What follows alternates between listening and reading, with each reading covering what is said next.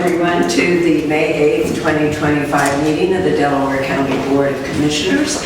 I would like to ask Cassie Neff, our sheriff's office, and the head of Stepping Up to lead us in the pledge. Thank you. Good morning. I pledge allegiance to the flag of the United States of America and to the republic for which it stands, one nation, under God, indivisible, with liberty and justice for all. Thank you very much, Cassie. My pleasure. I'm Barb Lewis, president. To my left is Jeff Redden, vice president. To my right, fellow commissioner Gary Merrill. To our left, our administrator, Tracy Davies. We have our deputy administrator, Don Houston, and our clerks, Allie and Jennifer. We can begin. Resolution number 25-327, in the matter of approving an electronic record of proceedings for a regular meeting held May 5th, 2025. So moved. Second. Discussion, vote. Vote on motion 25-327. Mrs. Lewis? Aye. Mr. Merrill? Aye. Mr. Benton? Aye. We do not have any public comment today. That brings us to item number 3, resolution number 25-328, in the matter of approving purchase orders and announce certificates and payments of warrants in batch number CM APR 0507 and memo transfers in batch number MT APR 0507. So moved. Second. Discussion, vote. Vote on motion 25-328. Mr. Benton? Aye. Mrs. Lewis? Aye. Mr. Merrill? Aye. Resolution number 25-329, in the matter of a new liquor license request from Mill Creek Golf Course Corporation Clubhouse, Shelter Area and Golf Course, and forwarding to the Ohio Division of Liquor Control with no objections and no requests for a hearing. So moved. Second. Discussion, vote. Vote on motion 25-329. Mr. Merrill? Aye. Mr. Benton? Aye. Mrs. Lewis? Aye. Resolution number 25-330, in the matter of acknowledging receipt of annexation petition from agent for the petitioner David Hodge Esquire and Eric Zartman Esquire, requesting annexation of 50.885 acres of land in Trenton Township to the city of Sunbury. So moved. Second. Discussion, vote. Vote on motion 25-330. Mrs. Lewis? Aye. Mr. Merrill? Aye. Mr. Benton? Aye. At this time, we would like to address the other business item of this withdrawal of the annexation that the board received. It was recommended that you do both back to back. Resolution number 25-331, in the matter of withdrawing the annexation petition filed on April 30th by agents for the petitioner David Hodge Esquire and Eric Zartman Esquire, requesting annexation of 50.885 acres of land from Trenton Township to the city of Sunbury. So moved. Second. Discussion, vote. They will refile at a later. They'll refile it. Thank you. Vote on motion 25-331. Mrs. Lewis? Aye. Mr. Merrill? Aye. Mr. Benton? Aye. Item number 6, resolution number 25-332, in the matter of determining the sufficiency of the application to add certain real property to the North Star New Community Authority District and to amend the petition for establishment of the North Star New Community Authority and fixing the date, time, and place for a public hearing under Chapter 349 of the Revised Code. So moved. Second. Discussion, vote. Vote on motion 25-332. Mr. Benton? Aye. Mrs. Lewis? Aye. Mr. Merrill? Aye. Resolution number 25-333, in the matter of proclaiming May 2025 as Older Americans Month in Delaware County. So moved. Second. Discussion. Anyone? Anyone here to discuss? Welcome. Thank you. Good morning. Good morning. All right. Will the PowerPoint be up on? Well, did you want to address the resolution first, or you want to do your PowerPoint? The Commissioner? If we can address Okay. resolution. We just wanted to thank you for recognizing May as Older Americans Month as the aging services provided for the county. Okay. That's our only discussion. All right, okay, thank you. All right. Well, again, I wanted to thank you guys for welcoming SourcePoint today and for recognizing Older Americans Month. And me and the rest of our executive team are excited to show you guys what SourcePoint's been up to in supporting Delaware County residents 55 and better. So to kick off, I just wanted to take a minute to reflect on SourcePoint's mission, which is to help our community set a course to live well after 55. I also wanted to highlight our executive team. Of course, I know you guys all know Farah Waugh. She unfortunately couldn't be with us this morning, but she's been with SourcePoint for over 30 years now. Brittany Mofford, who is with us today, is our Chief Financial Officer. She joined us in August. I'm Amelia Tucheron. I'm the Chief Programs Officer. I've been with SourcePoint for 14 years, but I've been in this role for just over 1 year. And then lastly is Allison Yeager, who also is with us today. She is our Chief Advancement Officer. She's been with SourcePoint for over 10 years and has been in her role for just over a year as well. So let's look at what it looks like to live well after 55 in Delaware County. In 2024, SourcePoint served over 2,000 individuals through our in-home care services program. In-home care services provides personal care, emergency response funds, medical transportation, and much more, and all in efforts to keep our older adults living within our community and outside of facility-based care.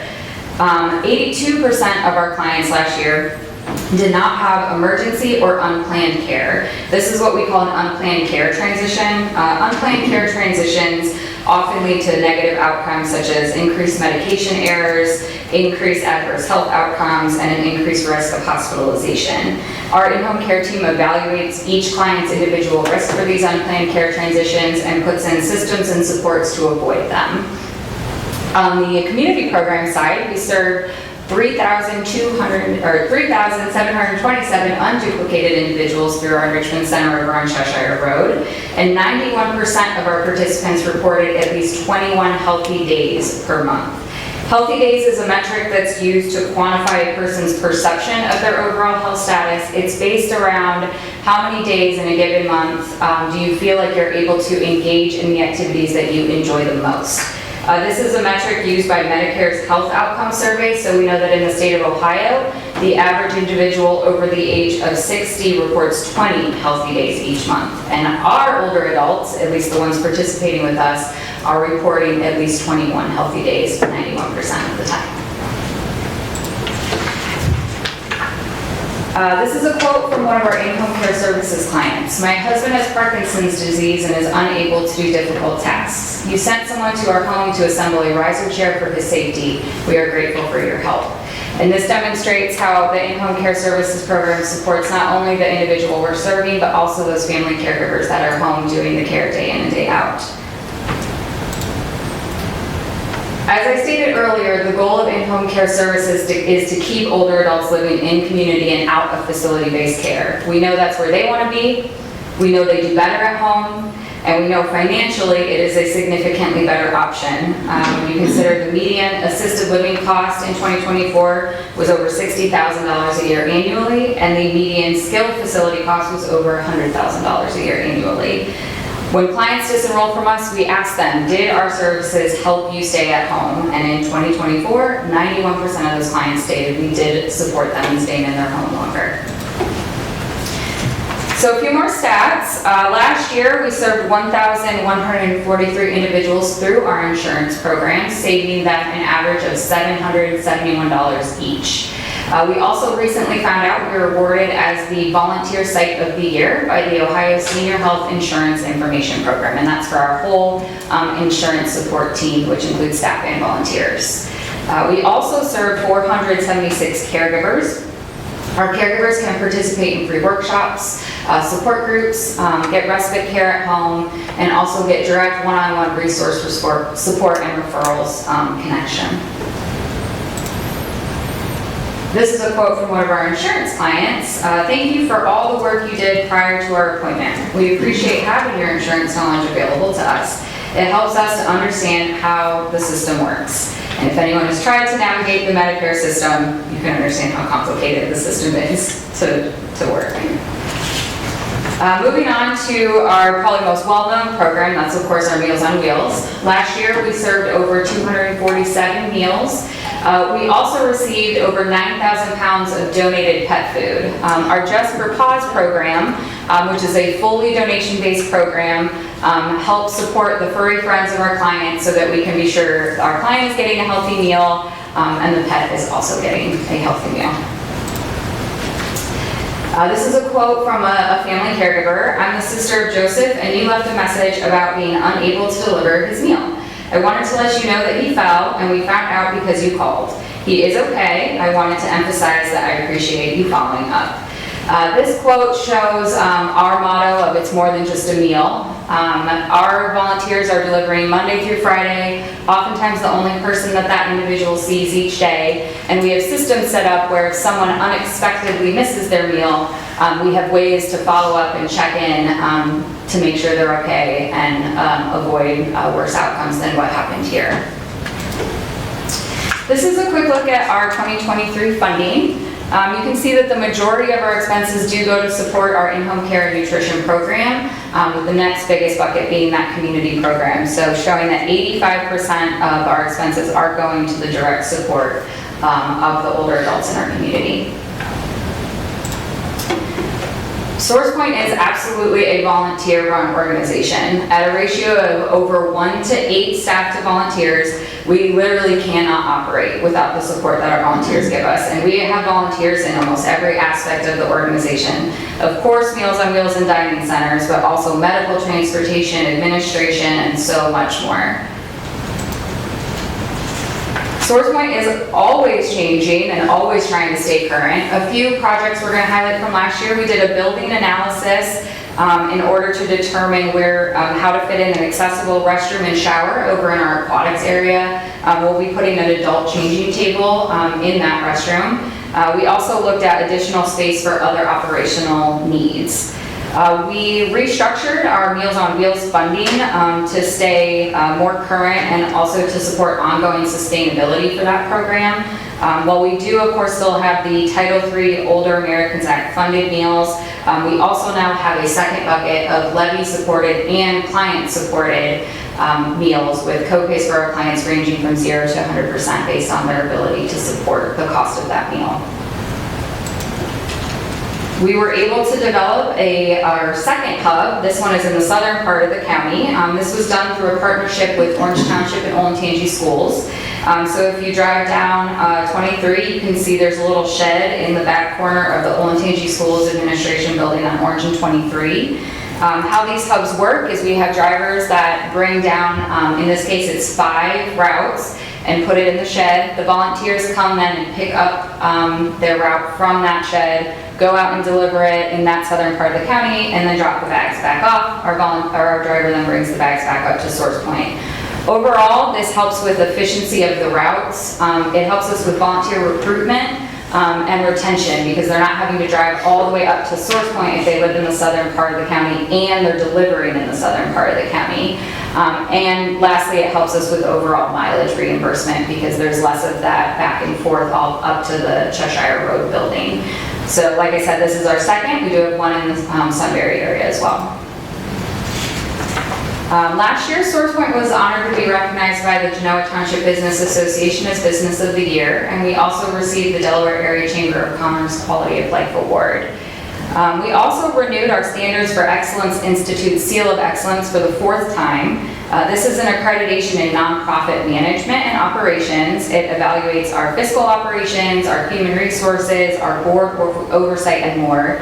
And SourcePoint continues to commit to this Seal of Excellence because it really shows our responsibility, our commitment to responsibly using the resources that were entrusted to us by the county. Of course, as we look ahead, we always have to keep an eye on anticipated challenges, and in Delaware County, of course, the expected growth. This year, SourcePoint is expected to receive just over $879,000 in federal support that funds the programs you see on the screen. Diving a little deeper into Meals on Wheels, currently Meals on Wheels providers are facing a sense of chaos as their funding is unclear. While service is continuing, it's causing some anxiety among the older adults on how they're going to access their meals. Locally at Delaware County, a reduction in our federal funding would definitely either need to be made up by other resources, or SourcePoint would have to look at reducing the services that we are providing. And unfortunately, these programs are already underfunded. SourcePoint receives about 33% of the cost of producing each meal that we provide through the federal sources. For transportation last year, The federal funding covered over 5,000 trips that the levy funding was not able to support. This year, we anticipate that funding covering over 11,000 rides or $170,000 gap from what the levy can reasonably support. Transportation funding also helps support our volunteer transportation program, which is specific for medical trips. Last year, we provided 702 trips through this funding. The funding supports a position that oversees the volunteers and coordinates the rides. And it saves SourcePoint funding because we don't have to use more costly transportation options. And it also saves the clients money because they're also not having to contribute towards the cost of those higher cost services. For caregiver support, the federal funding supports a position that is solely focused on the direct support for those family caregivers, which is supporting between 250 and 300 family caregivers every month. And the last one we'll look at is fall prevention, which falls are the #1 cause of accidental death for those over the age of 60. The small bit of fall prevention support that SourcePoint gets helps fund education classes, home evaluations, and home modifications to reduce the risk of those events. The next few slides are all about growth, which I know is nothing new for this group. We know that from the 2010 to the 2020 census, the Delaware County population increased by 23%, while the 55+ population grew by 46%. Because this county does have an unusually high rate of in-migration, when we project out, our projections tend to be short of what our numbers actually end up being. The Census Bureau's 2023 American Community Survey showed that older adults over 55 in Delaware County have already increased about 20% from the 2020 census.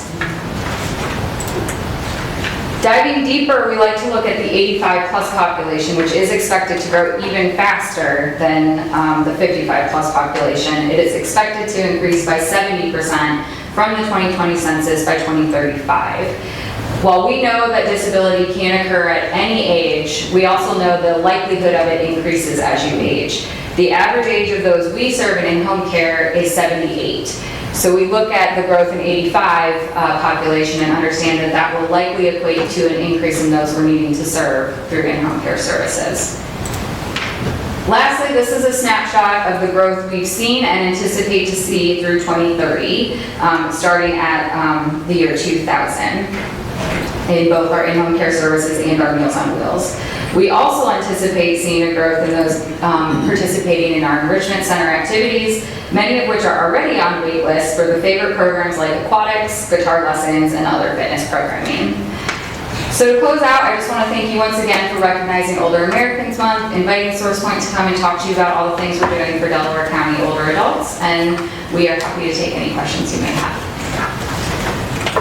I have a question. I believe last year the state had a program to help seniors. You want to talk a little about what was done with that money and how it was developed? So yeah, the Healthy Aging Funds, which the commissioners graciously subcontracted to SourcePoint, was used across a variety of our partners.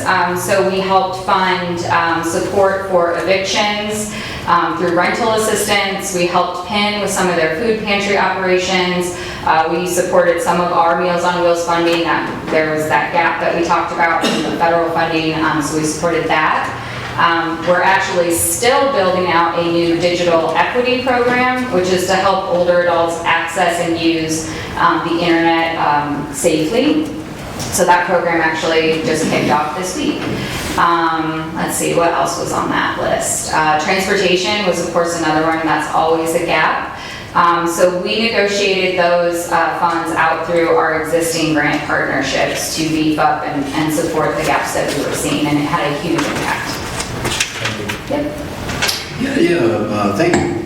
And we certainly appreciate all that SourcePoint does. It's one of the best, and we have a lot of great agencies and organizations here, and it's one of the best we have, no doubt about it, in providing services to our older citizens. The thing that piqued my curiosity was the transportation work that you do. Mm-hmm. Is that mostly done privately by volunteers, or does SourcePoint have its own? It's done a variety of ways. So we do have a contract with Delaware County Transit, And that supports what we call our bus box program, and that is to help the public transportation arm of things. And so that's just a contract with Delaware County Transit that they operate themselves, that helps support older adults get rides, mostly that are living outside of the Delaware City area where the cost of the ride can get to be extremely expensive.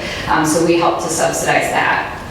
We also contract with Delaware County Transit and the Alpha Group for our medical transportation through our in-home care services. So that would be part of the care plan package that someone enrolled in our program could have access to if they needed that support. We then have our volunteer transportation program, which is also part of in-home care services. And the nice thing about our volunteer program is not only do they get the ride to the doctor, but that volunteer can go into the doctor appointment with them if the older adult would like that additional support, additional ears in the room with them. And then lastly, we do have our own bus that we use to either bring, currently, we either use it to bring people to our Cheshire Road building. We also use it for local trips that we plan through our enrichment center. And then sometimes we use it for our in-home care services clients that can't use volunteer transportation because maybe they're in a wheelchair or have some other mobility challenge and they need the lift. And so those are the different avenues that we're using to support transportation. Very good, thank you. You're welcome. Amelia, I wondered, with the different hubs, you've got the South Hub and then Sunbury, how many roughly do you serve in those different hubs? Do you know? Or? So we have 5 routes out of each hub. Each route can have roughly 10 to 20 stops on it. Each route is different because it kind of, like when you get to the rural part, there's less number because we have to time it for food safety reasons. The more condensed house, you can have more people on the route. So yeah, it could be as high as 50 individuals to 80 individuals on each of those hubs could be serving. Oh, that's great. Yeah. Were these people served before, or is these? Yes. Okay. Yes, they were served before. It was all out of our Cheshire Road building. So the Okay. volunteers would drive up there, get their route, and then deliver, and then drive back up to return their bags. And so Okay. that's the biggest benefit that we see is cutting down on that back and forth for our volunteers. Sure. Boy, yeah, great idea. So Source Point does such a wonderful job. Can I have one thing? Meals on Wheels, your volunteers are extremely important. I know some do it 1 day a week, 2 days a week. You want to talk a little more detail about the volunteers for Meals on Wheels and the important role they play? I mean, I think you just covered it.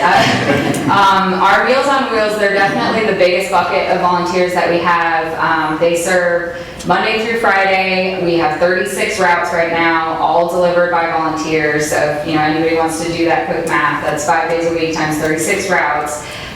Those are different, for the most part, different volunteers serving every single day. And we also have a list of subs that will come in and fill in different spots. And these folks, 2 years ago, one of our volunteers won the Meals on Wheels of America Volunteer of the Year Award.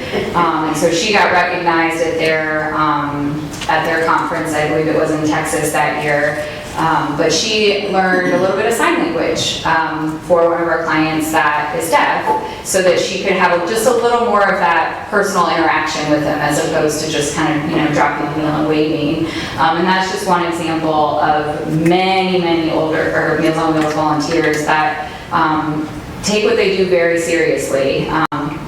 That example that we provided with the person falling, that happens almost every week.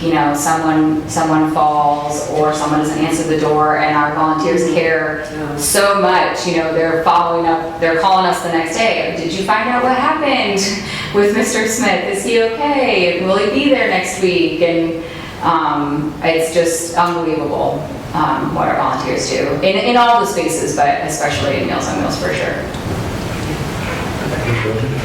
We still need to vote, yes. Yes. I'd like to read the proclamation.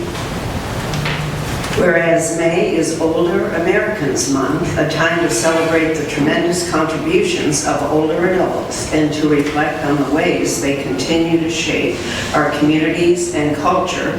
And whereas this year's theme, Flip the Script on Aging, calls on us to challenge outdated stereotypes, embrace the full potential of growing older, and recognize that aging is not a decline, but a dynamic stage of life rich with purpose, exploration, and connection. And whereas older adults in Delaware County redefine what it means to age through their resilience, volunteerism, creativity, leadership, and active engagement in all areas of life, from the workforce and caregiving to advocacy and mentorship. And whereas our community thrives when we uplift all residents and ensure that people of every age, ability, and background can participate fully, live independently, and be recognized for their value. And whereas it is our collective responsibility to foster an inclusive environment where aging is seen, not as a limitation, but as an opportunity to grow, contribute, and thrive. Now, therefore, be a result.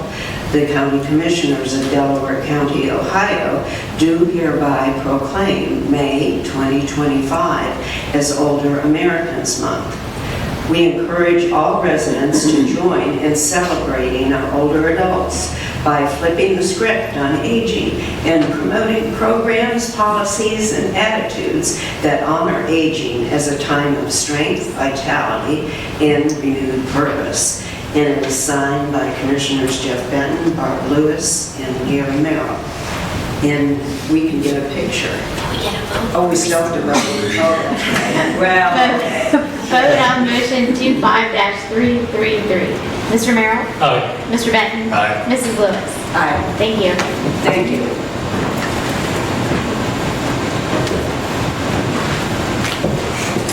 Right up here, and then we got this surrounded by. Wonderful.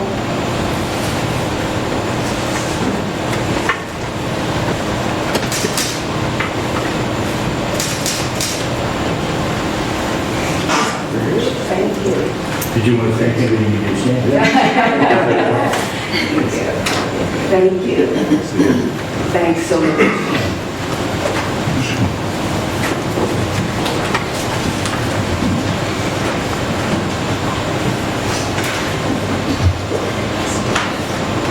Item number 9, resolution number 25-334, in the matter of authorizing the submitting of an application for the Ohio Attorney General's opioid recognition grant program for the Sheriff's Office. So moved. Second. Discussion. Good morning, Christina at the Sheriff's Office. I stand here before you to request approval to submit for the Attorney General's opiate remediation grant. Delaware County has a notable correlation between overdose incidents and prior incarceration. In 2024, 52% of the individuals who experienced drug overdoses were previously known to the jail, and 60% of these individuals were released from the jail within that same year they overdosed. Furthermore, 50% of the overdose fatalities involved individuals with prior jail involvement, and 1,648 individuals represented 66% of the jail's population that were placed on a detox and withdrawal protocol last year. These statistics highlight the critical need for comprehensive interventions and treatment within the jail. The requested funding will be used to subsidize medications for the Delaware County Medicated Assisted Treatment Program, which treats inmates with moderate to severe opiate and alcohol dependency as part of a comprehensive plan that includes counseling and case management. MAT has been shown to reduce the risk of overdose post-release by providing continued support and treatment and thereby reducing recidivism and enhancing community safety. Additionally, this program aligns with the Delaware County Stepping Up initiative, which aims to reduce the number of people with mental health and substance abuse issues in jail and put them on a path of recovery. By integrating medications, treatment, therapeutic interventions, and reentry support, this program helps break the cycle of incarceration, ensuring that individuals receive the appropriate care they need rather than repeatedly cycling throughout the criminal justice system. Questions, comments? Yeah, Cassie, thank you for coming and the application. I have more of a question, kind of a general question, maybe our council can answer. That is, what is the process and availability of funds and status of this litigation funding? Because it's been started several years ago, and I just haven't heard anything lately. Well, the county, if you're talking about the local dollars that the county has received from the settlement, I think the last report we had was about a month ago, and we have over $1.5 million. The only program that we've expended funds on so far is some community outreach that the health district does. But I believe we have, the sheriff's office is going to be submitting a request for some funding for a program that they would like to do. I think it involves some training. And then also the EMS, Jeff Fishel has been working on the community resource unit, which would be a big program to do. So that's locally what we're doing. I'm not as familiar with the AG's process or the state foundation's process, but that's what we're doing with our local dollars. We have a county working group that meets to discuss potential uses of those county funds. Right. So is this application to statewide funding, or is this that group of 15 counties? So from the One Ohio memorandum of understanding, there was a certain percent that was allocated to the Attorney General. It's my understanding that those are the funds, the Attorney General's allocation, that this would be applying to use those funds. We have our state group that Commissioner Merrill has been a member on, and I have more recently joined the meeting. We just met recently, and so right now we're looking again at just what funding we have and possible uses. City of Delaware received funds, some of the other townships, cities received some funding, but this is, yes, through the AG's office. I'm not as familiar with what the AG actually received. Are you? Okay, The AG's good. office There we go. received- I should always answer. The AG's office received $20 million, and they have decided to allocate that specifically to county jails and what are called community-based correctional facilities for the use of medicated assisted treatment. They will be awarding the grants with 3-year increments, 1-year annual awards, and you can apply for a dedicated position or apply for funding to either start or sustain your program. We are applying for $200,000 for medications. What makes our program unique is that it's fully in-house. It's ran by existing jail staff, and we just incorporate how we do things in our responsibilities. So there's some pros to that, and sustainability, it's sustained. Cons is we're stretched pretty thin. But the funding that we are requesting will be 100% to subsidize the medications. Is it guaranteed to each county, or is there a bidding process? It's a grant application process, so it is not guaranteed. Not guaranteed, okay. It's very easy grant application process. So I did appreciate that. They heard the sheriffs. We had a meeting of how some sheriff's offices, it's difficult. They don't have resources. They don't have personnel that are familiar with the science of grant writing. So they listened to that, and it is a easy process. We are so fortunate that we have Cassie and others who can administer the program, and that otherwise, like you said, Cassie, then we have to spend it on personnel. And now we have that, but yet you've got a lot to do. Boy, I know how hard you worked with Medicaid coverage. Which is not applicable to our Right, this is not, right, okay, that's what I Yeah, we're providing the medication to individuals in an incarceration status. So once you are in incarceration status, you are not eligible to access your Medicaid coverage. Which is ridiculous. I'm sorry? Which is ridiculous. Yes. I mean, it Absolutely. shouldn't make any difference whether you're, anyway, I think there's people working on that, hopefully it'll get it. Well, gosh, we've been working on it for Yeah, years something like that. in Congress, and we keep thinking we have it, and then we don't. So we'll keep working on that, and I know you will too. Yes. Yeah, we'll get creative on our funding. Yeah. Oh, that's great. Any other comments? Okay, vote please. Vote on motion 25-334. Mrs. Lewis. Aye. Mr. Merrill. Aye. Mr. Benton. Aye. Resolution number 25-335, in the matter of approving the 3-year participation agreement between the County Risk Sharing Authority, Corsa, and the Delaware County Board of Commissioners. So moved. Second? Discussion. Good morning, Commissioners. Dawn Houston, Deputy Administrator, and I'm recommending your approval of this resolution. As you know, Corsa is our self-insured risk pool that was developed for Ohio counties, and Corsa is now 72 counties strong, which is very impressive, I believe. They provide our property and liability coverage along with excellent risk management services. The terms of this agreement, it would begin on May 1st of this year and go through April 30th of 2028. I would be happy to answer any questions that you might have. Commissioner Merrill. I don't have anything to add, we've kind of talked about this before. I am on the board, and of course, does great work, and I think there are 73 counties, really about all but one in the state. Some of the larger municipal counties really don't fit our model. And they do good work, and it's a great program, and it helps us keep our costs down, so I think fully support it. Yes, it does. Any other? Yeah, I think it's good to commit to another 3 years. They've proved to be a great insurance company for Howard County and 70 others, 70 plus others.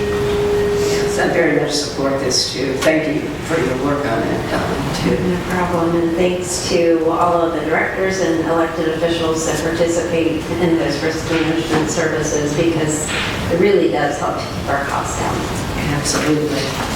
Vote please. Vote on motion 25-335. Mr. Benton. Aye. Mrs. Lewis. Aye. Mr. Merrill. Aye. Thank you. Thank you. Resolution number 25-336, in the matter of approving a joint application by the prosecuting attorney and the Board of County Commissioners to the Common Pleas Courts to authorize the board to employ Mark R. Weaver of the law firm Isaac Wiles as outside legal counsel to advise, represent, prosecute on behalf of, and/or defend Judge James P. Shuck on the Delaware County Common Pleas Court in action filed against him in his official capacity. Second. Discussion. Good morning, Commissioners. Good to see you this morning. Christopher Betts, Assistant Prosecuting Attorney with the Delaware County Prosecutor's Office, here on behalf of Melissa Schiffel, Delaware County Prosecutor, Kristen Schultz, the General Division Administrator for Local Reporter Common Pleas, wanted to be with me today here, but she was unable. She's at a conference, attending the conference today. But we had a criminal defendant that went ahead and filed a writ of prohibition against Judge James Shuck. Because we're actively prosecuting that case, it's an active criminal case, we have a conflict of interest at the prosecutor's office, and we're unable to provide representation to Judge Shuck. We did reach out to Corsa and to the DAS, Department of Administrative Services, Judges Insurance Program, to see if they would provide coverage, but because it's an extraordinary writ, that's not covered under their coverage that they provide. So we went ahead and filed this application. Judge Shuck requested Mark Weaver as counsel. The dollar amounts are provided in the resolution in the application. Prosecutor Schiffel has approved the application, and we would request that the court approve this for Judge Shuck to have that representation. I should also note that this particular defendant, it's expected that he may file subsequent or similar actions related to this. He already had filed one complaint, which was dismissed on a technicality, and he refiled. So that the way that this application is set up is that if he files those similar related actions or appeals, that it would also cover that as well. So I'm not constantly coming back to you to get approval on new applications. So I'm happy to answer any questions. Questions, I don't comments? think I have any. Vote, please. Vote on motion 25-336. Mr. Merrill? Aye. Mr. Benton? Aye. Mrs. Lewis? Thank you. Thank you. That brings us to administrative reports. Nothing today. Nothing, thank you. Commissioner committee reports. I had nothing. Commissioner, Yeah, just a couple things. Got Commissioner Lewis and I were, she's got the folder right there. Went to the exactly called Law Enforcement and K-9 Memorial Dedication out of the Sheriff's Administrative Building. And it was a very nice event. Sheriff Balzer led it. Sheriff Martin, former Sheriff Martin, was there and spoke as well. But news to me, 101 years ago, Delaware County lost its only deputy in the line of duty. And it was, the gentleman's name was Ray Christian Horlacher. And interestingly, his family was there. his family. I didn't get a chance to talk to him, but... I talked to him briefly. Do you know what relation, how many generations? Because this gentleman was killed in 1924.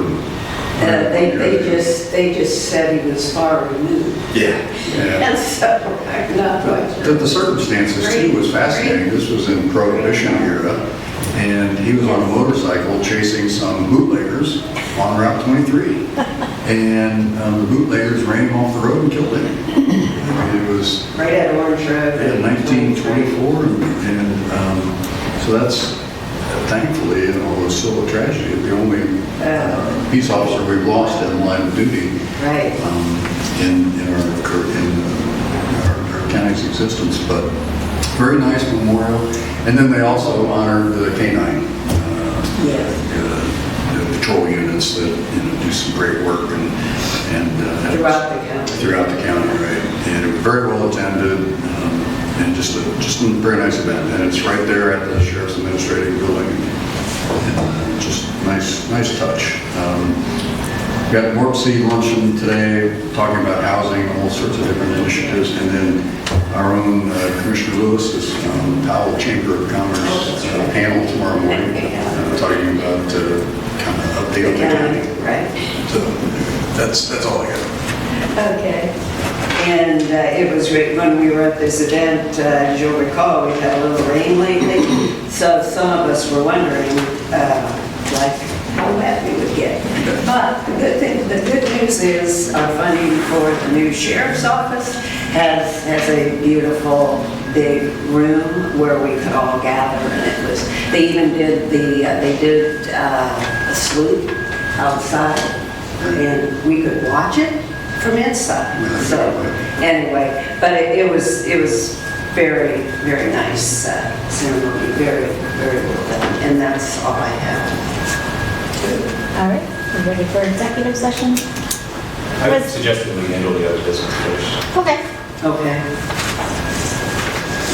The item that I have for other business relates to the litigation that's pending. The Delaware County Treasurer had filed a complaint against the Board of County Commissioners and other county defendants. And that's case number 25-CDH-04-0425. And earlier this week, the parties submitted agreed entry that resolves a portion of that case. And the judge signed that entry on May 6th. And it orders the board to rescind resolution numbers 24-759, 25-175, and 25-244 at its next regular session, so that means today. And to restore the Delaware County Treasurer as the investing authority for Delaware County. And those resolutions all relate to the semi-annual reviews of investment procedures that were conducted for 2024. And for your, well, I should also say that the entry also orders that the Delaware County Treasurer, once he's restored as the investing authority, shall not, through a private placement, purchase any bonds, notes, or other obligations issued by political subdivisions or other public entities for the remainder of his current term. I have prepared 4 different resolutions for you to consider. They all accomplish what's directed in the order. But just briefly, and I think Jen has lettered these for you for ease of reference, A, B, C, and D. And I'll just briefly go through the difference. The one that is letter A provides a full background history from the Investment Advisory Committee's adoption of the policy that's in question through the semi-annual review process and the litigation up through the agreed entry that was filed earlier this week. The resolution identified as option B again provides a full history minus some of the background statutory references and language that I had included. The one that is letter C provides only the background history of the litigation the treasurer filed, so starting with April 11, 2025. And option D is merely a rescission of the resolution's restoration of the investment authority and no other information in it. And I'm happy to answer any questions you have about any of these draft resolutions. I will say I spoke with county administrator, and our recommendation is option B. But I'm happy to answer any questions you might have about this draft or the entry or anything related to the action that's required today.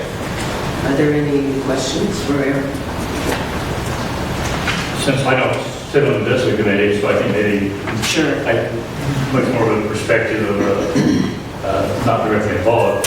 Having looked these over, I do think the historical background is important, and I believe the recommendation of B is acceptable to me. That's the one I would support. Yeah, I guess I would echo that comment. It is important to document the history of when the policy was first approved, and the reviews that we did, the reason we decided to suspend the investing authority, and so on. So I think that resolution B does that well. But it's also important to recognize that this is a partial resolution of the litigation, that the validity of the policy is still subject to court review and a decision on that in the coming weeks and months. So anyway, I'm fine with resolution B. Again, it lays it out very well, the sequence of events from the committee unanimously adopting the policy to the citations of the policy violations, and then the suspension of the investing authority, and now to reinstating that investing authority, subject to not being able to buy the private placement bonds without following the policy. So that's where I am. I'm fine with that. Right. And I would be fine with either A or B. I do think it's important to lay out, there have been so many different actions in this whole process. So, I mean, I could go with A or B, and I think B certainly is fine. It is the recommendation of our administrator and deputy administrator, general counsel, and the other board members. So I can go with B2, B also. Resolution number 25-337, in the matter of rescinding resolution numbers 24759, 25175, and 25244 pertaining to the semi-annual reviews of investment procedures. So moved. Second. Any further discussion? I would just like to say that you're right, it is a partial resolution and a partial judgment, agreed partial judgment entry, and it does confirm the court's May 6, 2025 agreed partial judgment entry in this case. Case number 25OV11040425, whereby Treasurer Ranke consented to purchase no additional private placement bonds, notes, or other obligations during his remaining time in office, and this is under penalty of contempt of court. So with that, we can vote. Vote on motion 25-337. Mrs. Lewis? Aye. Mr. Merrill? Aye. Mr. Benton? Okay, Any further business before adjourning into executive session? yes. I would like to just point out on the record that that resolution stated that it would go into effect immediately upon adoption. Oh, thank you. Yes, thank you. Resolution number 25-338, in the matter of adjourning into executive session for consideration of employment and compensation of a public employee or public official and for pending or imminent litigation. So moved. Discussion vote. Vote on motion 25-338. Mrs. Lewis? Aye. Mr. Merrill? Aye. Mr. Benton? Aye. We are now recessed into executive session. Thank you. Thank you. Resolution number 25-339, in the matter of adjourning out of executive session. So moved. Second discussion vote. Vote on motion 25-339. Mr. Benton is absent. Mrs. Lewis? Aye. Mr. Merrill? Aye. We are now adjourned. Thank you. Thank you. We're done. And very much.